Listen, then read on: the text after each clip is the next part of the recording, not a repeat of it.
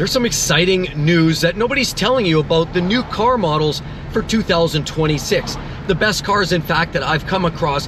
You're gonna be super excited. Let's get 25 behind us and let's look ahead at 2026, some of the best models. And the first model that I find exceedingly exciting for those on a budget of anywhere from $35,000 to about $45,000 is a new model by Acura called the ADX. Loosely based on Honda's CHR, it's a product that's basically a smaller subcompact luxury SUV. But instead of having that dud and spud 2-liter engine, which I personally think the 2-liter is a great engine from a reliability standpoint, but it's a little boring and a little lackluster. So instead, the ADX gets a 1.5-liter turbocharged 4-cylinder engine. Now, we know the 1.5s have had some issues with the oil and fuel dilution. Honda claims that they've got some fix for that with, increased oil services, some reprogramming, and just an overall design and administrative changes. But the new Acura ADX represents a great new buy and one that I'm excited to see. As a matter of fact, I'll go further to say I'm starting to see them on the lots already. For 2026, the Acura ADX is definitely one. If you're worried about reliability, fun, and something kind of fresh on the market, that might be your bet.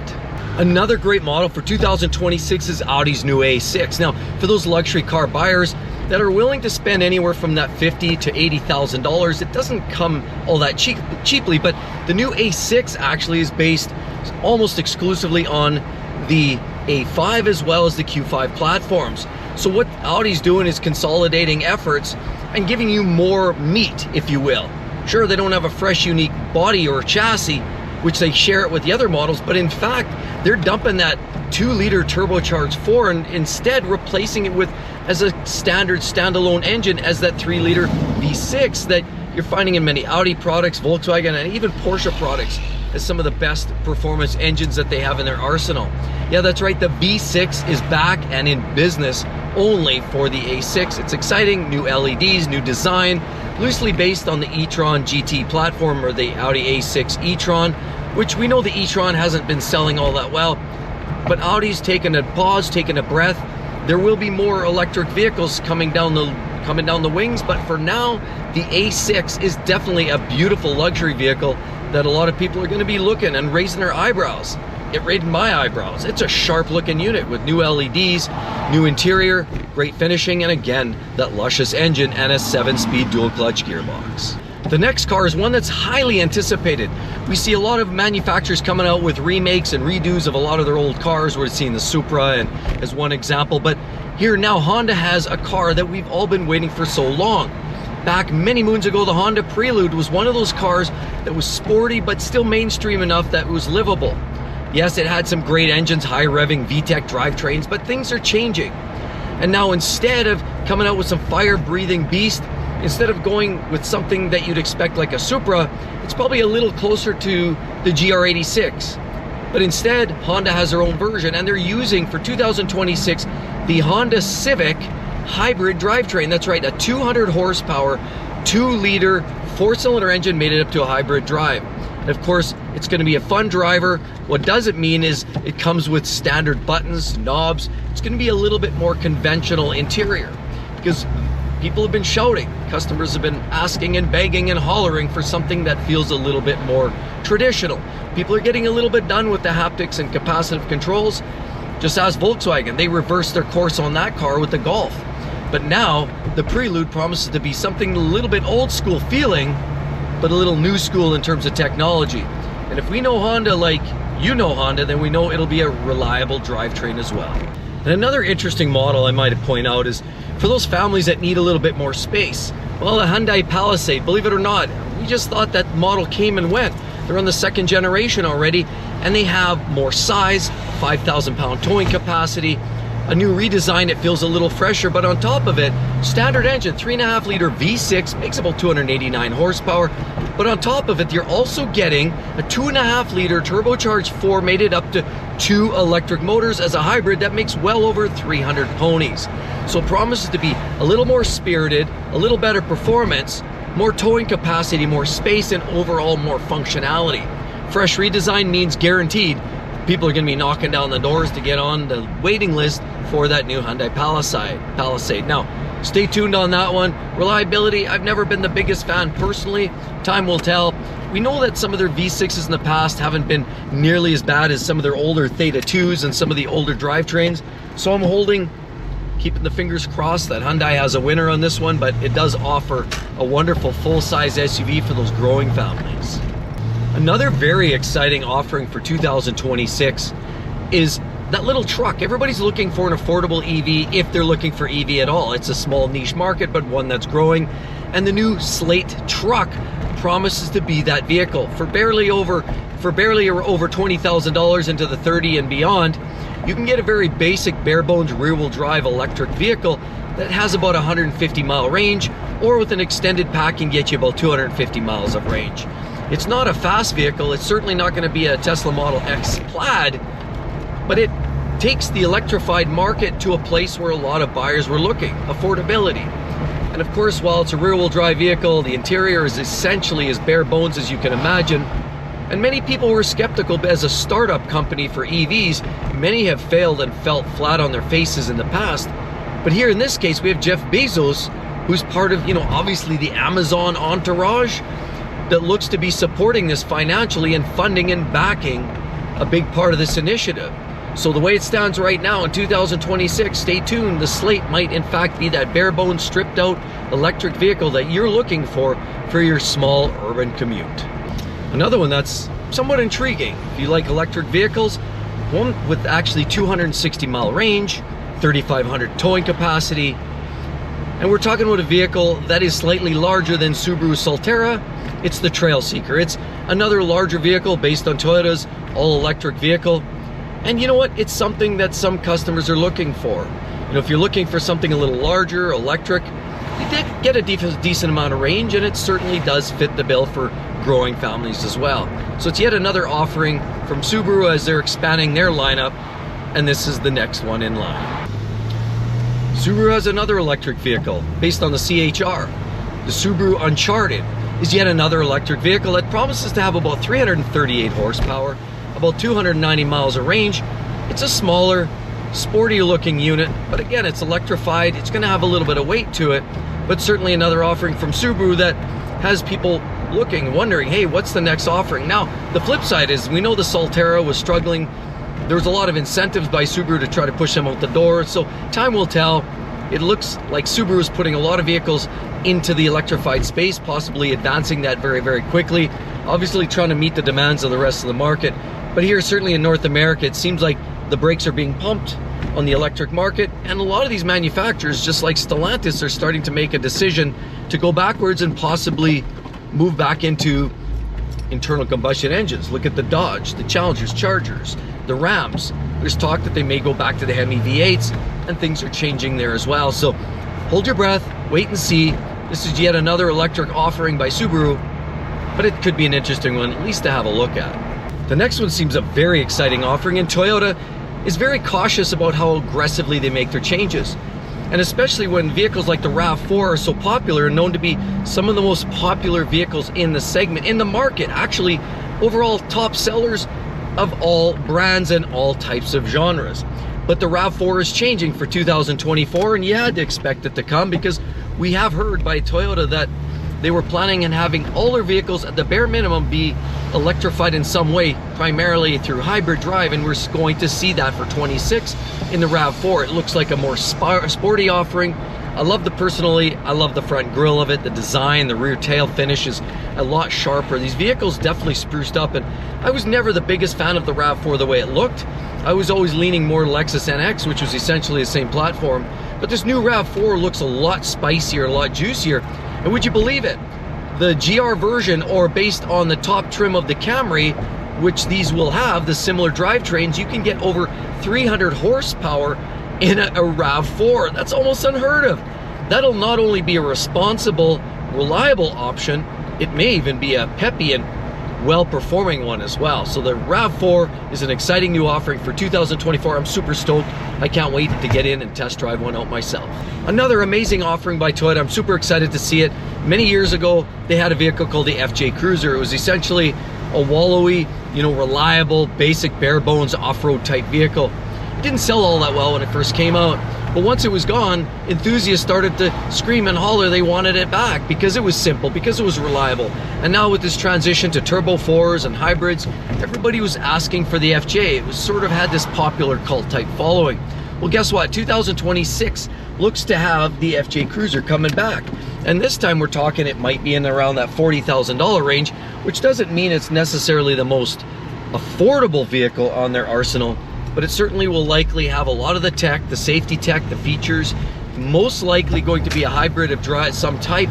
At this point, it's not clear exactly what they're talking about. It won't be purely ICE, I don't believe at this point. Would have been great if they carried over that 3.7 or 3.5 liter V6, but that doesn't seem to be the case right now. But one thing's almost for sure, based on the market trends and the fact that electrification sales are dropping, less and less people seem to be enthusiastic about buying specifically electric vehicles, it's probably not going to be all electric. So yay, you can all cheer for that. But at the end of the day, the Toyota FJ is going to be an exciting new offering, a fresh face to the market of blah. Another cool model for about 50 grand, chump change, is the Scout, Terra, and Traveler. There's a couple of great models. One's basically like Rivian. They have a truck, they have an SUV. Well, the same story here from this Volkswagen-based company. The real question is, were they going to sell it direct to the customer, or were they going to sell it through the Volkswagen network? That yet to be determined. We know that was a lot of controversy, that the dealership network wanted access, but yet they wanted to be able to sell them directly to be more competitive with the likes of Tesla. And so time will tell on that, but at that price tag it offers pretty much an exclusively electric vehicle that might get with maximum range close to 500 miles. That could be an exciting offering for those looking to get into trucks. You know, the Cybertruck, it's definitely got the face only a mother can love. Certainly the F-150 Lightning, that's, if you're not a Ford fan, then you sort of skip on that. What else do you do? The R1T by Rivian? Other than that, there's not a lot of pure electric trucks out there right now, and it looks as though Volkswagen's trying to get on the wagon sooner than later and try to grab a piece of that market share. Well, and just in time to compete with the likes of the Scout as well as the Slate, Rivian R2 is another model for about $45,000. It's another boxy electric vehicle that's on a truck type platform. Now, Rivian does know how to do this. They've been doing this for a while, and they have a little bit of that home game advantage over the likes of some of their competition like the Slate, but time will tell. It's a little more affordable, it's fully customizable, and they're clearly going after the market that the Slate's trying to eat up. So time will tell on that. It's a little bit more of a premium, but they also have a little bit of that technology already dialed in. We'll see how it works out, but another very intriguing electric truck. Again, most people just want a good old-fashioned ICE. Same here, give me a strong, reliable, somewhat economical gas engine in a truck. Now we're talking. The unfortunate part is you see a bit of a trend here. A lot more of these trucks are going pure electric, and this seems to be the market trend. Maybe I'll hold on to the old Ram for just a little bit longer. Another one which I find a little bit fascinating, but the flip side, it's equally polarizing, and that's Porsche is coming out with a Cayenne EV. It's no shock, it's no surprise. When you're talking about Porsche, I mean, everything's over six figures, and this one's no different at $100,000 starting price for a Cayenne EV. It looks and promises to have at least 600 horsepower. I would anticipate that you're going to see that change with time. You'll probably see higher trim levels, you know, as time goes on, if there happens to be some level of popularity. Now, if Porsche has realized one thing, you know, some of their electrified efforts really haven't gone over that well. And quite honestly, Taycan sales are in the toilet, and customers are literally just looking for an ICE. Flip side is Porsche's stuck between a rock and a hard place. They already announced that they were going to go pure EV with some of their smaller, the Boxsters and the Caymans, but now they're doing it with the Cayenne SUV. So stay tuned on that.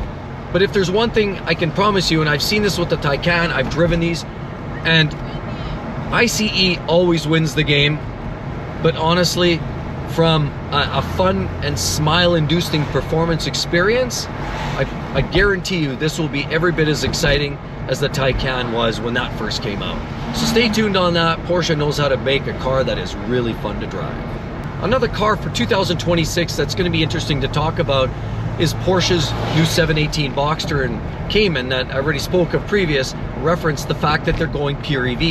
Now, with a lot of controversy, and trust me, some of the most passionate car lovers are Porsche lovers, and they love their flat sixes. You go and throw an electric motor in there, you've lost the plot. And I think that's what we're starting to see with Porsche here. That's likely going to be the case. And even Porsche realized the Macan was going to go pure EV, and they did for a while, and sales went to the toilet. So Porsche said, you know what, we're going to back that up. They're going to offer the EV, but they're also going to offer up an internal combustion version of the Macan. Time will tell on this. 718 Boxster and Cayman, you're very likely going to see an internal combustion version either continue on, or they might come back with one for short durations. Time will tell. But for 26, they look to be pure EV. And again, that could create some interesting debate and some great conversations, very polarizing discussion, especially from a car manufacturer that's known for some of their best sounding and howling flat six engines. Time will tell on that, everybody, but that's another one for about $80,000 you're going to expect to see here coming around in the top at 2026. Another interesting model, and again, the trend continues, another electrified model, the AMG GTXX or what have you. You know, Mercedes-Benz is coming out with an electric car that's supposed to be supercar, hypercar, 4 doors, 150 grand starting price. Ouch, that's gonna hurt. But you know, it has a performance level that's gonna absolutely demolish a lot of the competition.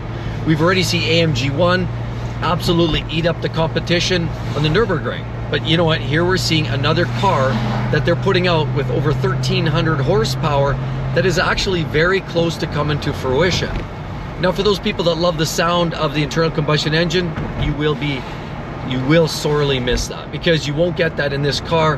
And again, there's clearly a trend. A higher and higher ratio of electric vehicles are hitting the market for 2026. See, that's a big part of the secret nobody's telling you. Nobody's telling you that we're going to, a vast majority of the cars coming out in the market are either hybrid or pure electric vehicle. I mean, just look at what's going on. All these trucks that are electric, sports cars, electric, even conventional sports cars that have legendary racing heritage going electric. This is what a lot of people aren't really talking. It's whispered in the under the, you know, behind closed doors and in the shadows, but not really a lot of people are actually openly saying this is what's happening, but it is. You know, we're losing the grip on the internal combustion engine. I'm glad at least Stellantis is for now bringing back their internal combustion engine. I'm glad that Ferrari did not go all in electric yet, and they're continuing on at least with a hybrid drivetrain, which is, you know, still gives you the whistling noise of turbos and V8s and V6s, which certainly beats just going EV. So time will tell, but that's certainly one of the big secrets in 26 that nobody's really talking about. Well, 2026 promises to bring yet another interesting little sports car, and I gotta say, it's a breath of fresh air for me. Personally, I used to own a Mazda RX-7 many years ago. I had a 1988, and it was a manual 5-speed, and it had that Wankel engine. You know, it spun to the moon. If you pulled the rev limiter, it could probably wind out to 14,000 RPM. It sounded like a motorcycle, or some said it sounded like a vacuum cleaner. Depends what side of the fence you're on. But that being said, Mazda's looking at a new rotary car, or the replacement for the RX-7, then the RX-8, which itself was a bit of a flop because the RX-8 had reliability issues, apex seals, oil consumption. But it's likely that you're going to see a much enhanced and improved version, because in 2027, the end of 26, you're likely starting to see, or going to see, a $50,000 replacement for the old Wankel engine. You're probably going to see a rotary engine by Mazda that's going to bring zoom zoom back to the equation. And trust me when I say I loved the old rotary engines. They were a blast, they were a howl, they were light on torque, but huge on revs, and they were fun to drive. So stay tuned on that. By the end of the year, you might see something yet. Now, another one that's really near and dear to my heart, not that I can afford one, but it's nice to dream. You know, if I won the lottery, maybe one day I'll buy one. But for now, it's great to talk. For those people that are well-heeled enough to have this conversation, a new and exciting model for Lamborghini's coming out. You know, the Revuelto right now, that's a hybrid drive that also couples up a dual clutch gearbox, V12, flip up doors. It's one of the coolest cars you're gonna find on the roads today. The Revuelto with over 1,000 horsepower. Well, guess what? They're likely to follow this up with a Roadster, but most importantly for 2026, you're likely gonna see that special edition SV, Super Veloce version. It's coming around the loop for 2026. It's probably gonna cost you over $750,000, $800,000. Good luck in getting your hands on one. Those collectors out there are likely gonna be seeking those out. We saw what trended with the SVs and the SVJs today on the Aventador. Well, this is just an extension of that. Now some say, well, the hybrid's going to hold back market values a little bit. Time will tell. Suffice it to say, it's going to be a raw, more intense, hardcore version with well over 1,000 horsepower. It's going to be lighter, faster, and even cooler, with more bling, more carbon, more aggressive shapes and lines. The new Aventador Revuelto, not Aventador, Revuelto SV is going to be a real exciting hot rod. And yet, here we go, another electrified offering. How about Genesis and the GV90? It offers to be a flagship vehicle, and of course, naturally, that's the big brother to Hyundai, Kia. You know, but Genesis being more the luxury version, it certainly has all the touches and the detail and the technology, and it's certainly starting to make those of Lexus and beyond blush. But the GV90 looks to be an all-electric vehicle. So here we are again, the conversation about what the market looks to be like, providing more electric vehicles and far less internal combustion vehicles being available. This is just what the market is trending. So if you're looking for something that you like that still has that sound, you might want to keep looking. But if you're a real techie kind of guy or gal and you really want something that has all the latest bling and tech and you love all that flash and big screens, I guarantee you, this will be that car that dazzles. Time will tell. I can't wait to at least walk through the showroom, take it for a whiz and drive and whiz bang, but I still don't think it's going to be exactly at $100,000 enough to take money out of my pocket. Now yet another, this one really excites me because BMW 3 Series is coming out new based on the iX3 platform that we saw earlier on. Now this new 3 Series is going to be a total rehash on the design. It's going to be flashier, it's going to be controversial, there's no doubt about it, but it's going to have an absolute blistering of different types of drivetrains. Could you get the B38, B48, B58? Sure, why not? Let's talk all of those. How about electrified drivetrain or an even hybrid drivetrain? There's going to be one of the most versatile cars in the car industry today. But BMW knows better, and they know exactly what the customers want from the driving perspective. And if you want to keep customers happy, you've got to deliver what the customers want. Why do you think they continue building cars that are some of the best driving cars in their class, like the M3 and the M4s? BMW knows it. Now, of course, we're seeing the M5. Many could argue that I've driven them myself, and I find they're a little bit disconnected. They feel they're so brutally fast, but everything's electrified, steering and brakes, and everything just feels too digitized. It almost feels like you're playing a video game. You don't feel that sensation of movement almost, other than that thrust into the seat, but it feels very digitized and almost fake.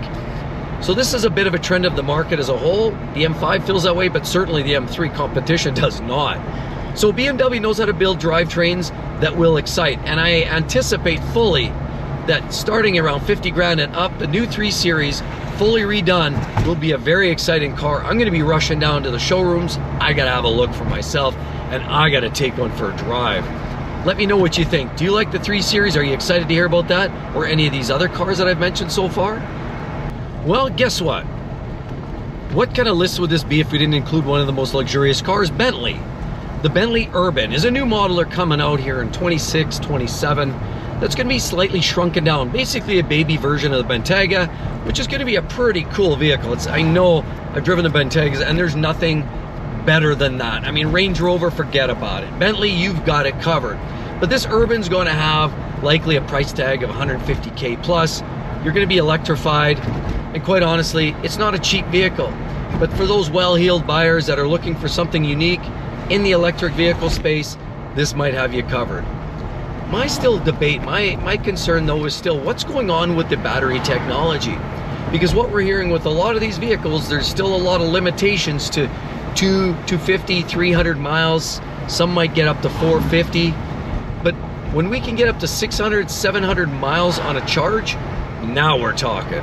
Do you think there's anything else out like that waiting in the winds? And the next one's from a manufacturer that I still have a personal soft spot for. A lot of people don't love them that much. They think they're unreliable, they think they're problematic, they think there's an issue, and really, they're very fun to drive, and they're some of the best looking SUVs and cars on the market. But the worst part is, most people have this preconceived notion that they're one of the most unreliable vehicles, when in fact they're probably equal or better than many Audis and Benzes that I've personally experienced lately. Now that's right, Alfa Romeo Stelvio. Stelvio's coming out on a platform, the Wagoneer S, the Charger Challenger S, you know, the electrified market and platforms that we're seeing by Stellantis. That's right, the new Stelvio may in fact be part of that, or the platform. But there's a difference. They're looking at going internal combustion instead. And now, there may be a hybrid version. They're likely going to see an internal combustion engine as an offering, because let's face it, it's a car driven on passion. And as I've already spoken, even if they go hybrid, think of the Lamborghini Revuelto, think about the Ferrari 296, think about even their new Testarossa, think about these Italian manufacturers. They've got the verve and the passion. Remember, life's too short to drive boring cars. So let's keep it real. And the Alfa Romeo is likely coming out with something in 2026 that looks to be very interesting. It's going to be fun. It's going to be exciting. It's going to still make some great sounds. And honestly, I can't wait. Let's check it out.